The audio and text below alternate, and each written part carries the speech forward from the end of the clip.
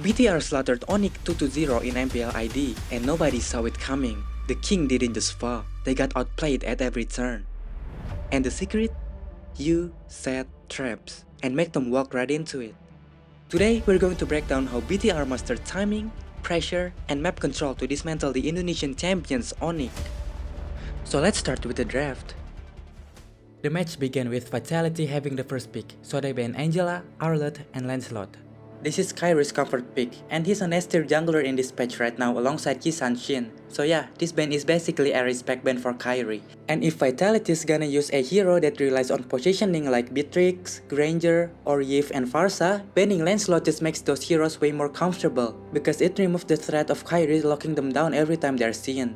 Next, Arlott. This is Lutpi's hero. Everyone already knows that when Lutpi gets Arlott, it's not like you guys who try to catch someone but end up catching your breath instead. If this guy gets Arlott, he'll suddenly be pulling 4 or 5 people. He even always manages to get the enemy core every time, and that kind of play has a massive impact on teamfights. If your gold laner or jungler gets kidnapped in a fight like that, it's straight up fatal. And honestly, this hero is just annoying because even if one person from your team gets caught by Arlott, whether you like it or not, you have to teamfight right then and there. Ready or not, blinking or spaced out, you have to go. And that doesn't go well at all with BTR's push and pull playstyle. And Arlott is also one of Kiboy's heroes. So if he gets left open, Arlott becomes a flexible pick for ONIC. And then BTR's gonna have to guess where ONIC is gonna put that Arlott. Plus, Arlott is a hero that can completely mess up your setup because he's Arlott. I'm sure you know what I mean. As for Angela, is also a respect ban for Suns. If you look at their previous games, like when ONIC fought GeekFam for example, where Suns used Angela in mid lane, and it was a nightmare. The way he can back up his teammates with ult from anywhere without even walking is just way too good.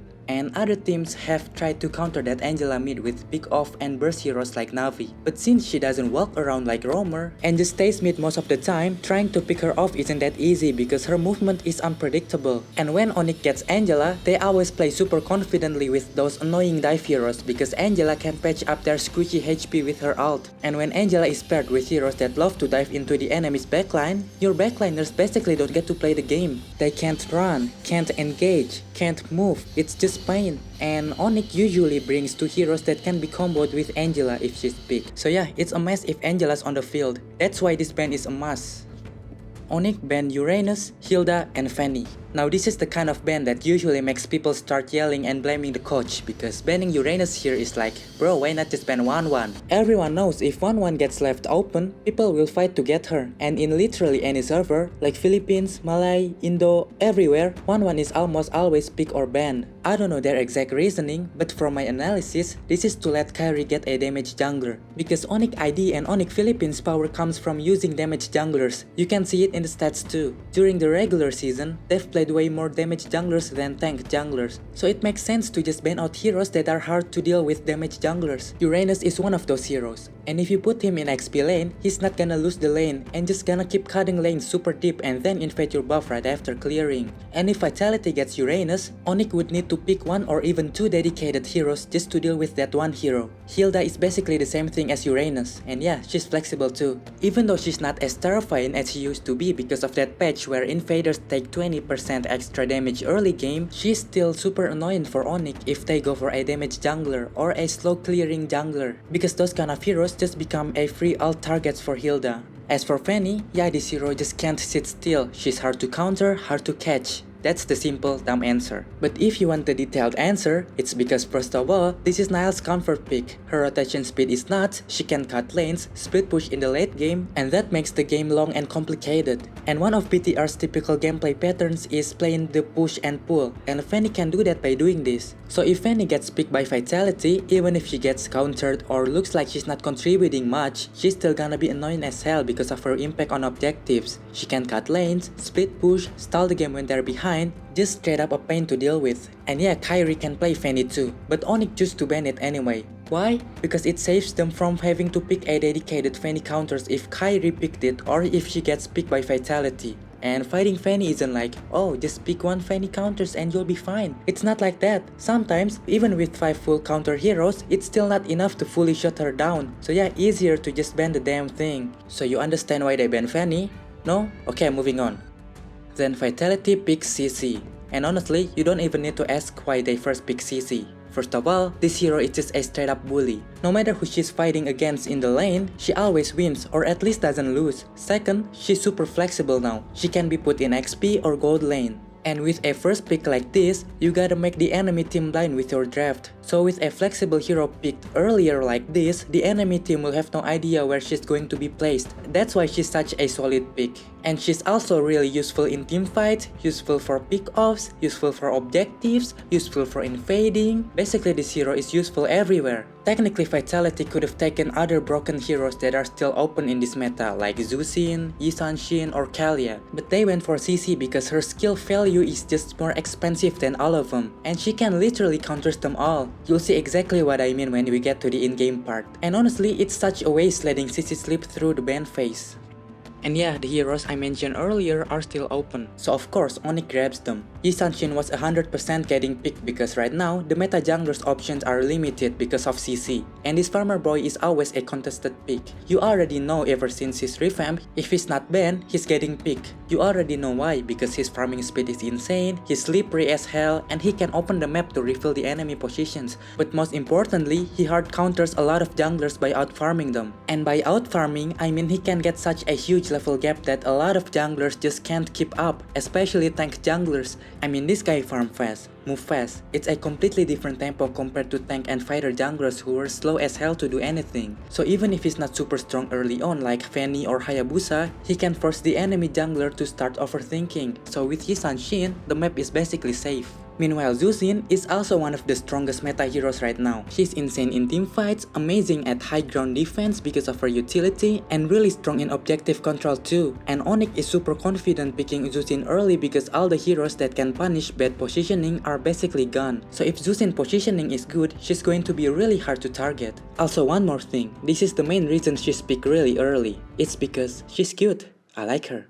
Now for real though, picking Zusin really early like this limits Vitality's hero pool because they can't pick heroes that can only walk or move slow. If they do, Zusin is going to turn them into a yo-yo.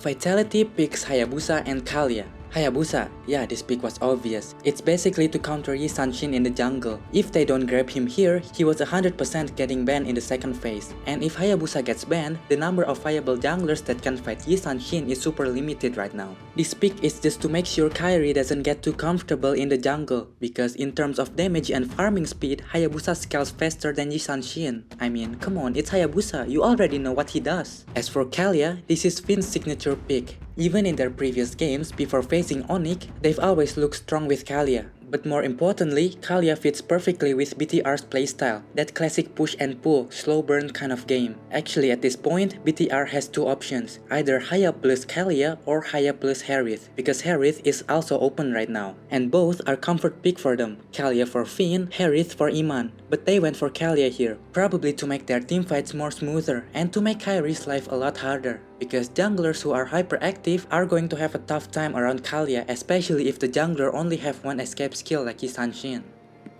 ONIC responds by picking Phoveus, and this pick basically screams we're going for extended teamfights because they already have Zusin. If ONIC gets dragged into long drawn out fights, they're going to win, especially since Vitality's jungler is an easy target to zone out. Hayabusa can't move properly if he gets stuck to this purple guy. And most of their heroes are the opportunist type because they need certain situations to make a move. For example, like Kalia needs the enemy to overextend before initiating teamfights. Plus, ONIC still didn't have a proper tanky frontliner yet because the backline really needs cover. So picking Phoveus here kills two birds with one stone. He's annoying, he can cancel Haya's ult and movement, and he'll make ONIC's objective control absolutely terrifying.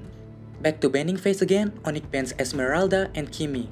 ONIC bans Esme here because they really want to keep Kairi safe. Esme is the type of hero that can just dive straight into the backline and stick onto targets like Uranus. And for a marksman jungler, getting stuck to Esme is hell. So banning Esme here basically means making sure ONIC's jungler has a safe game. And think about it, what other tanky slippery heroes can dive the backline like that if CC is put in the gold lane? Uranus and Hilda are already banned earlier. And if you still remember, Harith is still open. Nobody banned or picked him yet. So if they remove Esme here, there's a chance ONIC might pick Harith later if the situation fits, because Esme is a natural counter to Harith beside Lunox. So yeah, that's why Esme suddenly got banned. Then Kimi. First of all, Kimi is one of of Morino's comfort pick. And second, the CC plus Kimi combo is nasty. You get hit by CC's ult, you get tied to your friend, so good luck escaping. Then Kimi's ult sucks you in even more, so you're basically done. It's almost the same as CC plus Gatot. If Morino picks Kimi here, it's gonna be a big problem for ONIC. And also, CC plus Kimi plus Kalia, bro, imagine the amount of zoning and push-pull that comp can do. Pure chaos. Plus, Kimi is just a zoning machine in general. If you ever fought Kimi while playing a short-range hero, you know exactly how painful that is. So ONIC banned her to avoid that nightmare. Meanwhile, BTR bans Gatot and 1-1. So 1-1, again, ONIC still doesn't have a gold laner. And 1-1 is one of Skylar's comfort pick. You already know why 1-1 gets banned all the time in MPL, whether in Philippines, Malay, or Indo, everywhere she gets banned. Because she's super annoying when the enemy has frontline heroes or divers, because those heroes basically just become 1-1's ult battery. And right now, BTR has 2 heroes like that, so yeah, it's obvious. Ban. As for Gatot, if ONIC picks Gatot here, it's gonna make life harder for Hayabusa. Like there's already Phoveus who's really good at zoning, and if Gatot joins the party, Haya won't be able to enter at all during objective fights. And also if Kalia tries to lift him and everyone throws all their skills on him, Gatot can just ult out to escape. It's super annoying.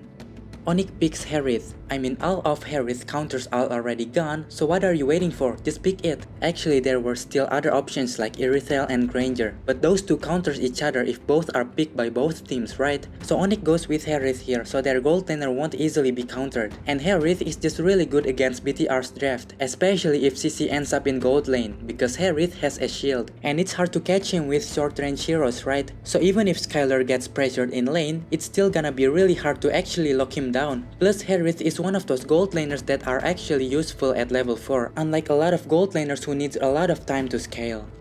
BTR picks Lunox and Alice. Lunox is a pain for heroes like Phoveus, Uranus, Hylos, basically those guys who has massive HP, especially in the late game. Those kind of heroes just turn into a tissue paper. Even if they have 3 magic defense items, Lunox's damage will still hit like a truck because it scales off the target's max HP. Also, BTR doesn't use a marksman here, so they use Lunox as the late game insurance. And I know you might ask, why not Cecilian then if it's for late game insurance? It's just because that guy just takes too long to be able to start dealing damage, unlike Lunox who already has consistent damage from early game to late game. And this pick is also perfect for Harith, since Lunox is one of the most effective Harith counter in the game. Plus remember, Vitality already banned 1-1 earlier, that either means they were ready to deal with Harith or were planning to pick Harith themselves. Then Alice. So with this, CC will probably be put in the gold lane because Alice has less damaging capability than Harith and will probably lose the laning phase to Harith. This is really smart from BTR. In lane, Alice versus Phoveus is pretty much even. Nobody really wins, nobody really loses. But Alice moves faster than Phoveus and can jump straight to the backline to zone out Kyrie or bait Sans into backing up. Plus, she's tanky and can be the frontliner for the team, and her CC skill has a massive area. This makes their teamfight super durable, basically like ONIC's draft, but with more sustain, and this makes BTR's draft really solid from the early to late game. You can clearly see it, the early game is controlled by CC, mid game's owned by Haya, and the late game is secured by Lunox. It's a well-rounded draft that perfectly counters a mid to late game comp like ONIC's. And for their last pick, ONIC picks Hylos. ONIC picks Hylos here because they didn't have a proper cover hero yet. You can see their jungler really needs cover to function. There's no way they're gonna make the purple guy a cover hero because he's a zoner hero. Technically they could have gone for Badang or maybe Grok, but that would actually benefit the enemy if picked, especially when there's CC on the enemy team. Why is that? Because if they misplace the wall or are just a bit too late on removing it, they just end up handing kills to the enemy instead of saving their teammates. And if you look closely at BTR's heroes, they're all heroes that dive straight to the backline. So yeah, ONIC really needs someone who can peel or help the backline escape and cover them. Hylos is perfect for that. His ult slows enemy down and gives movement speed to his friend, and his second skill also slows enemy down. So yeah, that's the draft for game 1. You can clearly see BTR's draft covers 3 different situations. If they win early, they'll completely dominate the game. And even if they lose early, it's still super easy for them to flip the game later because of their scaling and comp. Meanwhile, ONIC's draft is built around playing objectives, using heroes with fast farming speed, strong zoning power, and 2 late game insurance heroes. The longer the game drags on, the stronger ONIC will be. Anyway, moving on. Alright, so early game, both teams aren't being aggressive at all. And why would they be? Both sides are using heroes whose power spikes are mostly above level 4. But since Moreno's been getting hard pressed by Zusin's mid pressure and is already vulnerable because she can get lifted by Zusin, ONIC doesn't waste that chance to try and pick him off. Because remember, Moreno is basically BTR's late game insurance. Because they use a fighter in the gold lane, so Lunox is their only late game damage source. And let's be real, Lunox can't do shit in the early game. But Finn was already ready for it. He was originally rotating bot, but he turned back to help Moreno, gave him heal and saved him from dying. And if you're wondering why BTR brought 3 people mid just to clear the wave earlier, it's because ONIC's mid duo is Zusin and Hylos, and these two are insanely good at freezing the lane. So BTR has 3 people in mid so Moreno can clear fast, rotate, and not fall behind in gold or XP. Also when it's your mid trio, mid, jungle, roam, clearing the lane together, not with a side laner, the gold doesn't get split weirdly. The mid laner will get it all, so it's actually efficient, faster clear, faster rotation, and no wasted gold. And look at CC. Like I said earlier, CC will win against basically anyone in lane. I mean sure Harith has a shield, but CC's skill 1 scales of enemy max HP, so CC's damage gonna feel painful even this early. And what can Harith even do before he gets his ult? Exactly, so Skylar's just get hard pressed in his lane here. And since there's not much action early on, just farming, let's move on to the first turtle. Both teams sets up right away, but ONIC starts it first. But the thing is, their draft is more mid to late game focused, so they can't really turtle dance or counter attack effectively yet. And even though it's technically a 4v4 and ONIC looks like they're controlling the area better, BTR's comp is just stronger in this phase. Also Moreno's positioning is super good. And if you look closely, Iman finished clearing his lane and rotated first. So if a teamfight breaks out, it could turn into a 5v4. And as expected, the teamfight goes BTR's way. ONIC ends up with just 2 people left standing, while BTR still has 4 with full HP bar. And why does Lutfi hold his flicker until M7 here? Because CC tied these two down together with her ult. So using flicker would just be a waste when these two are tied together. Oh, a curtain call! Lutfi next to the chopping block! An all-out win and the Maestro gets a triple. A triple kill! Moving on. So here, both teams actually want to gank the gold lane, because yeah, Skylar's getting heavily pressured by Iman. But Keyboy, who's supposed to back up Kairi with the gank, gets caught by Finn. And since BTR is already grouped up anyway, they decide to try and take down Hylos to widen the gold gap. But they failed because they don't have enough damage yet. Tsunami's time as well. Insta kill from Moreno coming down as well. As Keyboy pops in revitalized, but now goes over to Shadow Kill over to Keyboy, who's able to get the Glitter's pathway down. And that's pretty much it until the second turtle. BTR opens up by catching Keyboy again. And I know a lot of you are probably wondering why Finn targeted the tank instead of flickering onto Sans or waiting a bit longer for Kairi to walk into his range. Well, it's because Keyboy is literally the only hero that can go in and out of bushes, bait enemy skills, and initiate fights. But even Phoveus is there too. Yeah, but Phoveus is more like a sacrificial hero. Once he dives in, he's basically stuck in there. Not the same as Hylos who can poke, go in and out, control vision, and annoy the enemy. If Hylos is gone, ONIC won't have anyone to kite while securing bushes or mess with Nile when he's hitting the turtle. And if your initiator's already dead, you're screwed. You won't have that same space or tempo to fight. In fact, ONIC could have won that teamfight if Keyboy was still alive, because with Hylos, they can kite back, bait cooldowns, and wait for the right timing. That's exactly why when your team doesn't have an initiator, everything becomes 10 times harder. And honestly, BTR's draft is just straight up wins in power. They've got a damage dealer shining in every phase of the game, and this makes ONIC struggling so hard to respawn. And if you're asking, can this kind of draft be countered? Yes, it's super prone to blunders, prone to slipping up, unlike ONIC's draft, which can play slow. You see, BTR is running an all-in sandwich comp. If you lock someone down, you have to commit and finish the fight right then and there. And if someone from your team is late at responding or a miscommunication happen, the strat can fail. Like what happened earlier when BTR cut Keyboy. Instead of ending the fight on the spot and just take the turtle, they switch targets to Kairi even though all their skills were already down. Even if they only just secured the turtle, they will get a massive advantage. But because of that greedy play, ONIC almost flipped it on them. That's the risk of running a one-shot comp like BTR's. It looks OP, looks unstoppable, but one bad decision and it can collapse fast. And since ONIC got wiped out, BTR got a free turtle. And as usual, ONIC is super disciplined. they'd rather just farm instead of forcing teamfights or gank non-stop. And honestly, that's the right call if you're behind in a lot of gold and level, because ganking and teamfight is basically gambling when you're losing like this. Like here, technically Iman could have been sandwiched. You can see the setup, Keyboy could go here, Sun's out here after Zusin's second skill stack is almost full so Iman can't run. Iman doesn't even have sprint. So the only way Iman can escape is when he has his second skill. But when you're losing, this kind of play is risky as hell. First, there's no way a winning team would just leave their gold laner alone, so there might be someone hiding here. Even Finn is already walking towards Iman to back him up. Second, ONIC doesn't have enough damage yet. Kairi is too far away and Skylar's still dead. So even if they commit to the sandwich, Iman's not dying. So instead of gambling on a maybe, most pro teams will always choose the guaranteed moves like farming or splitting the map like what Kairi is doing right now. At this point, BTR is already way ahead. Their comp is just flat out stronger in terms of power, and they're playing super aggressive, fully maximizing their hero potential. So when the third turtle spawns, Finn immediately targets ONIC's frontline first to force them to focus on him instead of the backline. You can also see ONIC's damage dealers are visible on the map because they're clearing the lane. So if Finn is the one getting targeted right now, he's not gonna die that easily. And even when ONIC's damage dealers finally arrive, look at Iman, he immediately locks onto Kairi. Why? Because Kairi's damage will hurt at this point. He's got items now, and without Kairi's damage, the rest of ONIC can't even scratch BTR. And when the turtle spawns, it'll be easier to take it since BTR will still have full health to secure it. And just like before, ONIC is forced to play passive again, because one wrong move like that and they're gonna get wiped out all over again.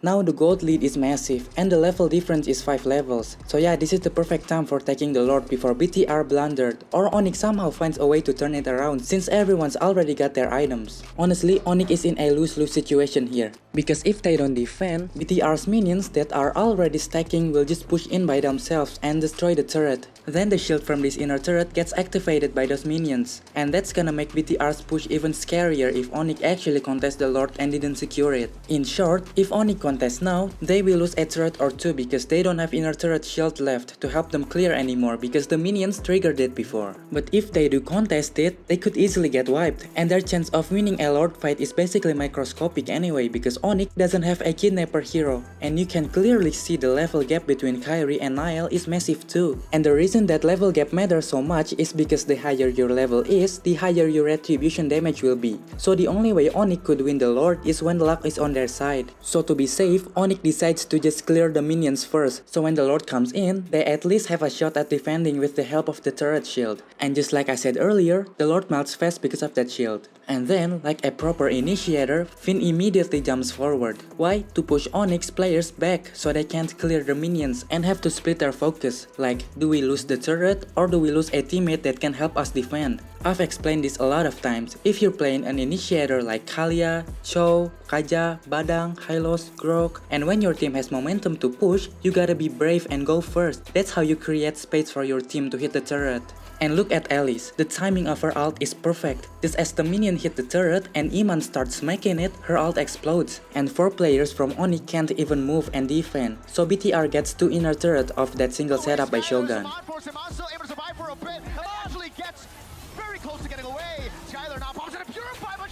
And now the Lord that'll decide the game has spawned. So ONIC actually started first this time because it's already late game. They've got their items, their draft is finally online, and their heroes are actually effective now. But bro, I swear Shogun's ult timing is insane. Every single time he always lands it perfectly on at least 3 people. And this is exactly why I said CC gold lane is so strong right now. Like other gold laners, if they try to chase someone into bushes in the late game, they either die or get chunked instantly. I mean, they're squishy, so they can't just walk around freely like that. But CC, from early game to late game, she can straight up beat most gold laners in a 1v1. And once it gets to this point, where your team is stuck in Alice's ult and CC is trying to lock your backline, it's basically over. It's just a matter of waiting for the crystal to pop. And just like that, Vitality secured the first game.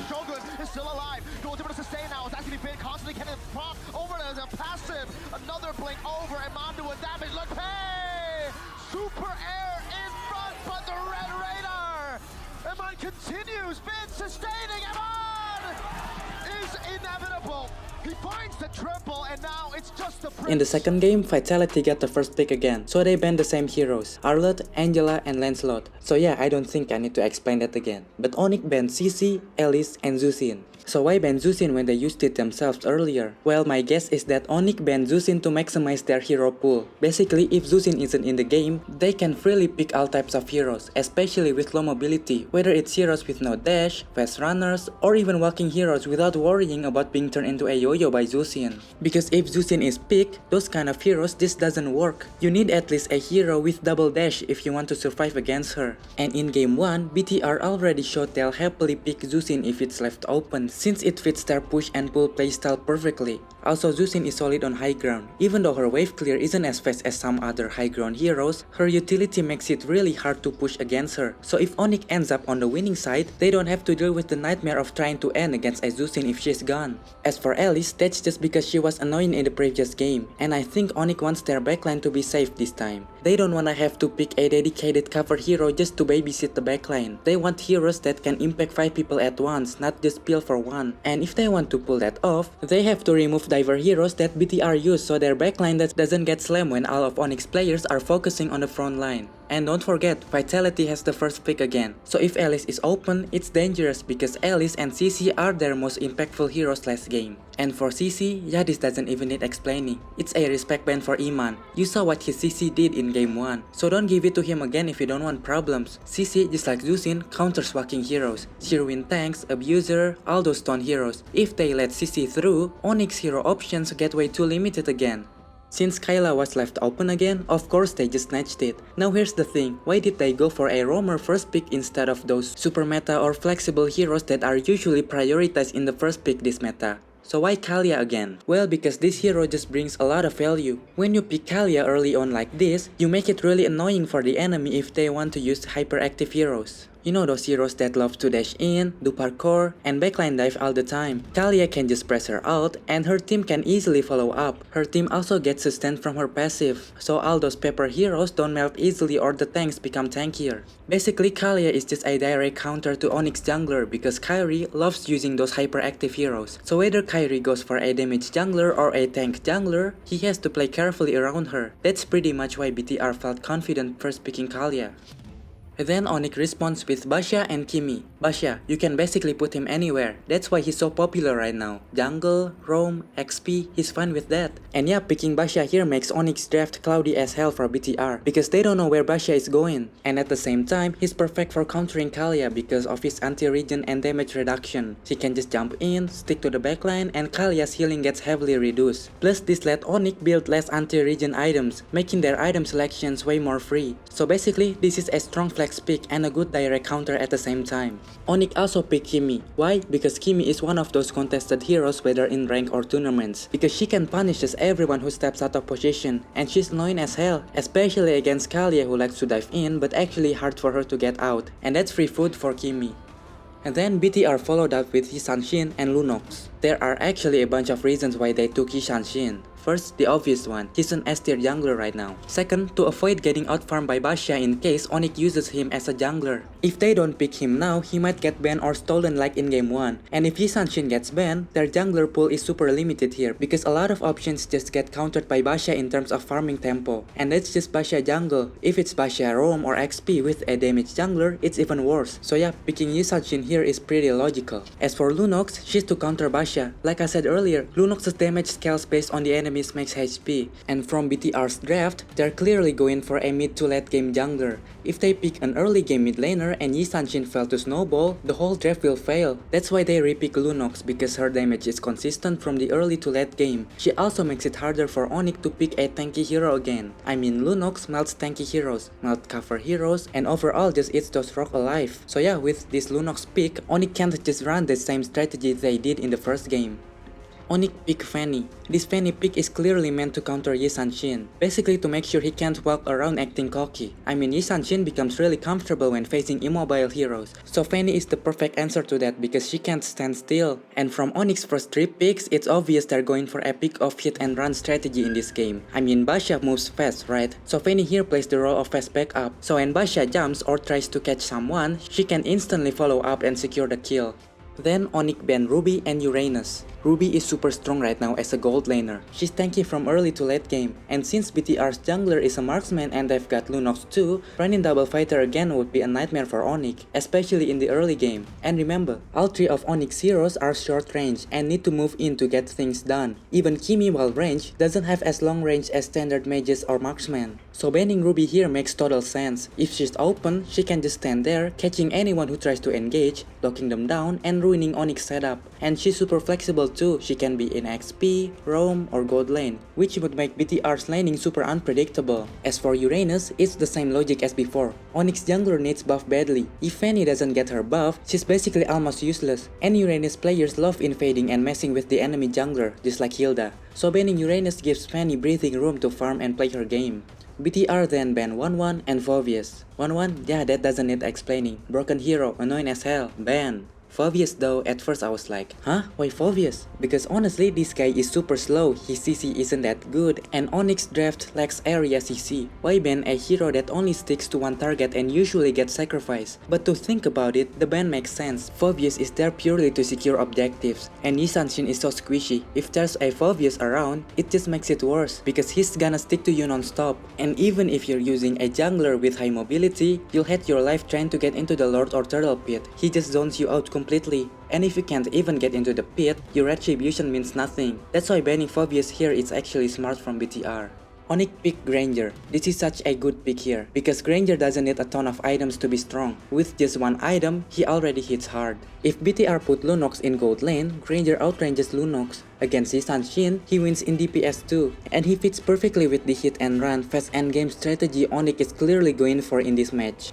Then BTR instantly countered with Hilda and Cho. These two picks are clearly to shut down Kyrie's Fanny. But why not Kufra? Why not Grok? First, ONIC picked 2 marksmen, and both Hilda and Cho are great counters to marksmen. You see, marksmen try to walk up, Cho can kick them, or Hilda can zone them, and boom, they won't be able to move. Second, ONIC's heroes are super mobile. Kufra and Grok only get one shot with their CC, and if they miss, that's it. They can't catch up to Fanny or Granger or even Basha, and on top of that, this makes BTR's draft hella flexible. Kalia, Cho, Hilda, all 3 can be moved around easily, so their laning options are wide open, which makes it harder for ONIC to predict their setup.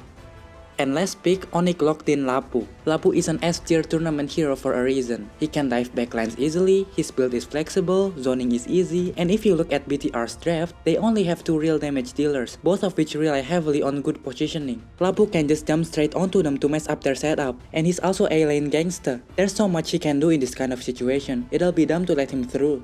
So the final BTR draft looks like this. It's honestly not a bad draft, but it clearly leads on their damage scaling into the late game. The mid and the jungle really need to get their items. If they don't snowball early or die a lot, they're gonna have a tough time. Their backline is also very vulnerable to divers, and ONIC's draft is full of them. If ONIC plays aggressively from the start, BTR is gonna be on the back foot. Meanwhile, ONIC's draft is really strong for pick off. All their heroes hit hard even from level 2. Their combos are also endless. Fanny plus Basha, Kimi plus Basha, Basha plus Lapu, Granger Kimi, Gimme Lapu, Lapu Kimi, everything chains well. The only downside is that it's mostly single target damage, so if the game drags out for too long, they might struggle to do anything.